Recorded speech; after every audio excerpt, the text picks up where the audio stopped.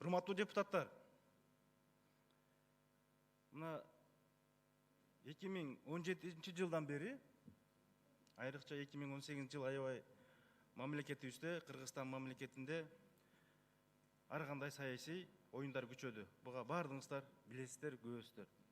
Бирок биздин жалпы парламенттин депутаттарынын жалпы ою мен элге кайрылып, биздин ой, парламенттин депутаттары, сиздер ишенип шайлаган 120 депутаттын ою, же бул жерде отурган 6 фракция, 6 партиянын ою бүгүнкү күндө Кыргыз мамлекетине таза кызмат кылып, Кыргыз мамлекетин өнүккөн өлкөгө кошуу аракетинде күрөшүп келдик. Ошого жараша биз өкмөт сунуштаган, биздин билимдүү, илимдүү депутаттар сунуштаган мыйзамдарды кабыл алып, анын иштешине көзөмөл кылып келдик. Муну эч ким талаша албайт. Эч ким талаша албайт. Биздин бүгүнкү күндө парламенттин аракети ушундай. Биз анын ичинде ар кандай саясий чечимдерди кабыл алдык. Ар кандай саясий токтомдорду кабыл алып, мамлекетте кыянаттык кылып, мамлекеттин казынасына кыянаттык кылган чиновниктердин ордун көрсөттүк. Ордун көрсөттүк. Муну эл билет. Бүгүнкү күндө билинбесе, муну тарых 10 жылдан кийин, 20 жылдан кийин балким ушу залда отурган депутаттар ушу трибунадан айтып чыгат. Мамлекеттин 6-чы созывдагы депутаттарын кылган иши ушундай болгон. Ушундай шактарга барып, ушундай токтомдорду кабыл алган деген ой пикирлерин айтат. Мен буга терең ишенемин. Анткени биз тарыхта болуп көрбөгөн, Кыргыз мамлекетинин парламентине болуп көрбөгөн кадамдарга бардык. Мен муну 2 ай мурун токтолуп, ошол убактагы экс-президентке Алмаз Шаршеновичке кайрылуу жасаганмын. Эмне себептен бизди чимкирик деп атаганына мен жооп бергенмин. Бирок турмушка байланыштуу, балким экс-президентибиз Атамбаев түшүнбөсө керек. Мен токтолуп кетейин анда. Биз кандай кадамдарга барганбыз? Ооба, биз тийиштүү кредиттерди, гранттарды мамлекет үчүн иштейт дегенде, өкмөт алып келгенде, бул жерден колдоп беребиз. Колдоп беребиз. Анткени бардыгыбыздын тилегибиз, жүрөгүбүздөгү оюбуз мамлекет өнүксүн деген ой менен. Ал бирок анын иштелишине, анын жээлишине биздин кандай тиешибиз бар? Аны аткаруу бийлиги, ошол убакта контроль кылган адамдардын жүзү бүгүн билинбедиби? Биз ошону ачпадыкпы, урматтуу депутаттар? Биз саясий чечим кабыл алып туруп, тийиштүү мамлекеттик органдарга көрсөтпөдүкпү? Ошонун чечимдин негизинде канча деген экс айтып кетейин, премьер-министрлер камалбадыбы? Бүгүн сот иши жүрүп жатат. Канча деген министрлер бүгүнкү күндө суракка алынып атат. Эмне үчүн биз элдин алдында жаман болушубуз керек? Эмне үчүн биз элдин алдында чимкирик болушубуз керек? А эмне үчүн ошол кишилерге болушкан киши бүгүнкү күндө анда эмне мамлекеттин элдин алдында батыр болуш керекпи? Же таза болуш керекпи? Кыргыз эл ушуну түшүнүп коюш керек. Урматтуу депутаттар, сиздер да ушуну түшүнүп коюшуңуздар керек. Биз андайга жол бербейбиз. Ким мамлекетке чыңкычылык кылса, элдин казынасына, элдин байлыгына кол салынган болсо, биз бүгүнкү күндө да, дагы эртең да, Кудайым буйруса, өзүбүздүн ушул эл берген убактыбызга чейин биз ошондой иштер менен күрөшөбүз. Дагы чечимдерди кабыл алабыз. Дагы биз ошондой шактарга барабыз. Мына кечеде 8-inde экс-президент Атамбаев дагы айтып чыкты. Мен мамлекетти минтип коёмун. Депутаттар мындай, төрага баш болуп бүжүңдөп барып туруп, Матраимовдун тоюна барат. Анда мен токтолуп кетейин. Алмазбек Шаршенович. Ал той быйыл эле өткөн жок. Ал тойго быйыл эле төрага же депутаттардын тобу барып калган жок. Сиз архивке айланып карап коюңуз. Сиздин убагыңызда, сиздин жаныңыздагы эң жакын адамыңыз, советиңиз ошо тойдо жүргөн. Сиздин убагыңызда президент болуп жүргөндө ошо премьер-министр ошо тойдо жүргөн. Ошол убакта сизге жакын депутаттар ошо тойдо жүргөн. Мен ойлойм, алар да ошо элди сыйлап, ошо элге кызмат кылган үй бүлөнү сыйлап, ошо тойдон жакшы сөздөрүн айтты. Мен ага эч кандай комментарий бере албаймын. Бүгүн биз барып койсок, чимкирик депутаттар бөжөңдөп төрага жүрөт дейт. Ошо Кара Суу элинин артынан, ошо Матраимовдордун атынан сиз партияңыз үчүн 40 миң деген, 50 миң деген добуш албадыңызбы? 100 миң деген добуш албадыңызбы убагында партияңызга? Өзүңүздүн президенттик шайлоого добуш албадыңызбы? Анда кана ал чындык?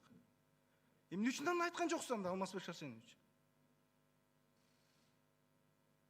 Бүгүн эмнени айтып жатасыз? Эмне менен күрөшүп атасыз?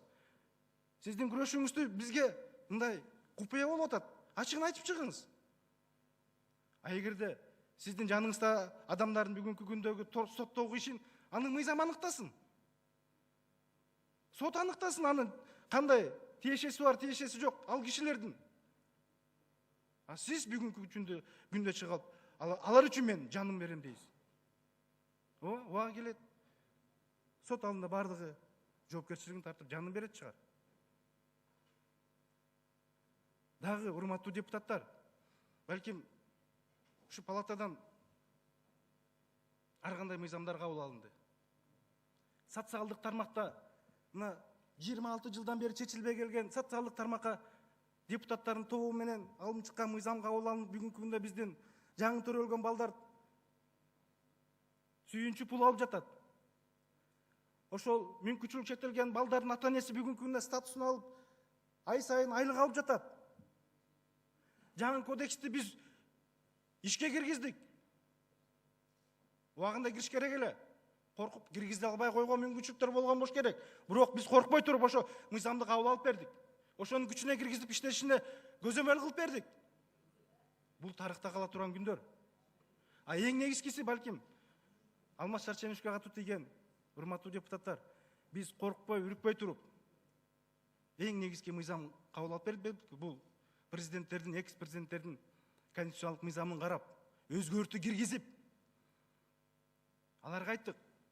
Эгерде силер 6 жыл бийликте турганда мамлекетти узурпация кылып, каалаган оюңарды, ишиңерди жасай турган болсоңор, да, балким 6 жыл тайраңда бийлет чыгарсыңар. Бирок 6 жылдан кийин элдик депутаттар, элдик саясатчылар чыгып, ошо кетирген кемчилигин алып чыгып, сени жазага тартат деген мыйзамды алып бербедикпи? Эгерде Сооронбай Шарипович мына ушул имаратта турат, эгерде ал киши корксо, ар бир депутатыбызды же мени баш кылып чакырып, бул мыйзамдын кереги жок, тарткыла десе, ушул жерден эле палатадан ал мыйзам чыгып калмак, өтпөй калмак. Бирок эл башчыбыз, эл шайлаган, мыйзамда турат, конституцияда эл шайлаган президент өзүнүн тазалыгын, Кудайдан коркконун туруп, ошо мыйзамга да аягында келип өзү кол койбодубу? Биз муну жаап жашыра албайбыз элдин алдында. Муну Алмазбек Атамбаев өзү көрүп турат, билип турат. Бирок бүгүнкү саясатын түшүнбөй турабыз. Айтылбай деле, айтпайын дедим эле, айтылып кетти. Мен дагы бир нерсени айтып коеюн. Саясатчылар, балким депутаттар айтат болуш керек. Төрага Дастанбек Арсызбеков, Жумабеков, Атамбаевдин убагында балким ушул креслого отурган төрагалык. Эми сатып кеттик го деген ойду айтат болуш керек. Балким сиздерде да ушундай ой бар. Мен тактап кетейин аны да. Ооба. Мен 2017 жылы октябрь айында Алмазбек Атамбаевдин убагында төрага болдум. Сиздердин колдооңуздар менен. Рахмат, шайлооңуздар менен ишеним көрсөттүңүздөр. Мен эми ошол ишенимди акташ үчүн мен ушул трибунадан мен ант бергенмин. Сиздерге ант бергенмин. Элдин алдына ант бергенмин. Мен мамлекет үчүн, эл тарапта боломун. Мыйзамды сыйлаган төрага болом деп. Бир. Экинчиси эмне болду эле, урматтуу депутаттар, аны да токтолуп кетейин. 2018 жылы март айында ушул саясий оюндар башталганда мен Алмазбек Шарсеновичке жолуктум. жолуктум. Барып, сүйлөшүп, мен оюмду билгиздим. Мен кийин айтамын, дагы канча бир саясий кишилер бар болчу. Мен айттым ошол жерден. Алмаз Шаршенович, бул төрагалык кресло мен үчүн маанилүү эмес. Мен үчүн маанилүү бул чындык, эл. Элге иштеген туура саясат. Сиздин сөзүңүз дедим. Алмазбек Атамбаев Шаршенович айтты. Мен кааласам дейт. 10 000 кишини чогултуп, Акуйдун баарыңарды кууп чыкканга күчүм жетет дейт. Күчүм жетет дейт. Мен жакамды кармадым. Альхамдулилля, барыбыз мусулманбыз, Кудай дедим. Айттым, Алмаз Шаршенович, мен сизге кошула албаймын дедим. Сиздин бул оюңузга кошула албаймын.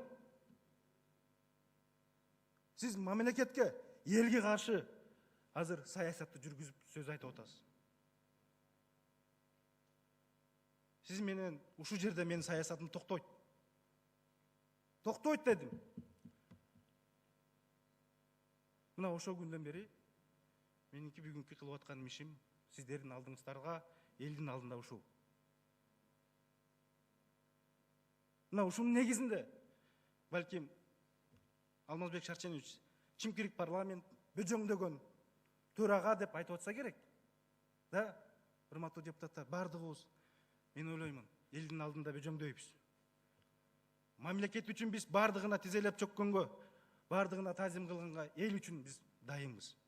Анткени биз ошол ишеним менен, ошонун негизинде элдин ишеними менен бул жерге элге кызмат кылып атабыз. Кызмат кылып атабыз. Мен ойлойм, дагы да ушундай кызмат кылабыз. Дагы да ушундай жакшы мыйзамдарды кабыл алып беребиз. Дагы да болгон элге чыккынчылык кылган адамдардын биз жолун көрсөтөбүз. Айтып отурса көп, Датка Кемин, Батукаев мына чыгып атат.